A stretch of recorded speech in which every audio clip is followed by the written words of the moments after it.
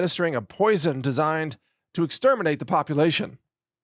These are some pretty strong words for was he an archbishop? Was that his title? From genetic engineering to the systematic destruction of agriculture and animal husbandry, from the energy crisis provoked to destroy the economic fabric of the nation, to the war in Ukraine and the Middle East, all of this has been done by transferring billions from the pockets of citizens to the offshore accounts of multinational corporations, pharmaceutical companies, arms manufacturers, and so-called humanitarian organizations that are always headed by the well-known families of the world's usurious high finance.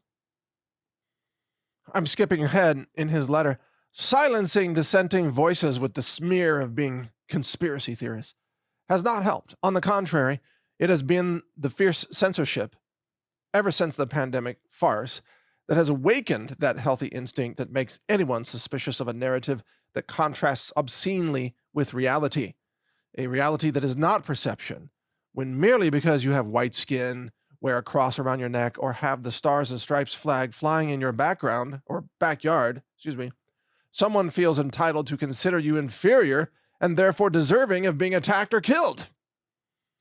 That's funny because I do have kind of fair-colored skin, and I do often wear a cross around my neck. You should see this cross. It's really something.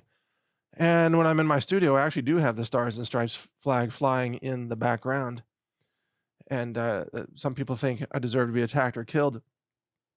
Haven't seen anyone burst into the studio and try it, by the way. Wonder why.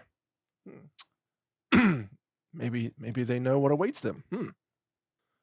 Vigano continues, this round of elections shows us not only the unchallenged victory of Donald Trump, it makes evident a plebiscite vote of the majority of Americans in favor of a worldview completely antithetical to and irreconcilable with the globalist woke dystopia that we now know is supported by a minority of the nation, despite the disproportionate deployment of means and resources to support it. Yeah, I like that term, the woke dystopia. Yeah, brought to you by My Fat Wet Pea. Yeah, okay. The results of the polls makes clear the disconnect between the political class of the radical left and its electorate, but also and especially that lack of empathy that distinguishes psychopaths. Psychopaths, yeah.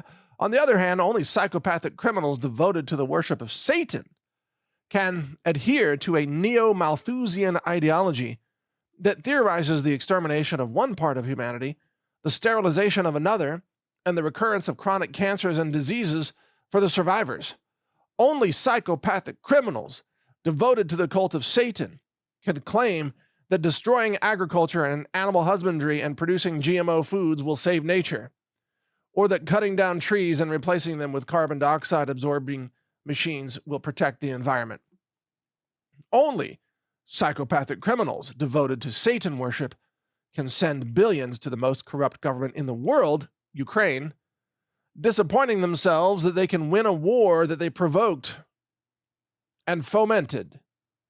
And there are those among self-styled conservative intellectuals who would like to perpetuate U.S. hostilities with the Russian Federation just to avoid being proven wrong in their self-interested warming predictions.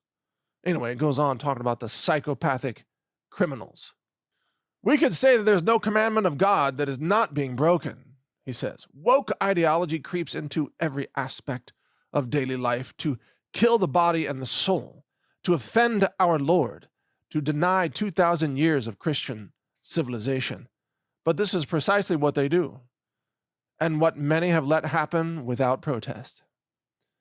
But then November 5th came, and he goes in and talks about the election victory of Trump.